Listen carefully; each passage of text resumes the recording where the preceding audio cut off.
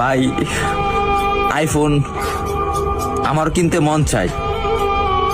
বাবার একদিন বলছিলাম, বাবা আমার একটা আইফোন কিনে দিবা।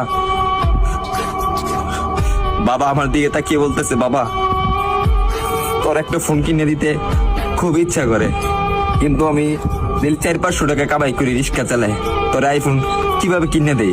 ভাই কথাগুলা আমার জন্য বলতেছি না, আমার মতন হাজারো মধ্যবিত্ত ছেলে আছে তাদের জন্য বলতেছি। আরে ভাই আমার আইফোন আছে সেটা আমি মানি, কিন্তু সবার তো আর আইফোন নাই। কিছু পোলাপান আছে নতুন নতুন শার্ট পরে, নতুন নতুন প্যান্ট পরে, নতুন নতুন সানগ্লাস পরে, 2 দিন পরে পরে আইফোন পাল্টায়।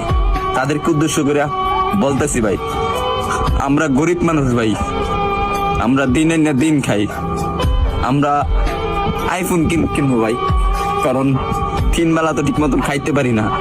পরে হঠাৎ একদিন বাবা কষ্ট করে প্রতিদিন 100 টাকা করে জমায়া একদিন আমাকে 14,000 টাকা দিল। 14,000 টাকা দেওয়ার পরে একটা আমি 6S কিনলাম।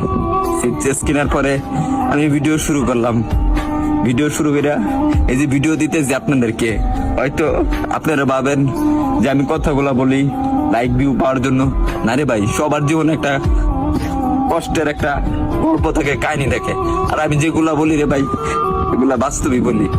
তারপরে ভিডিও করতেছি, আর এখন যখন ভিডিও করতেছি ভালো একটা পজিশনে যাইতেছি, একদিন আব্বুরে বললাম, আব্বু তুমি এই ফোনটা দিছো না, এই ফোনের টাকা একদিন আমি এই টিকটক থেকে তোমাকে ব্যাগ দেবো।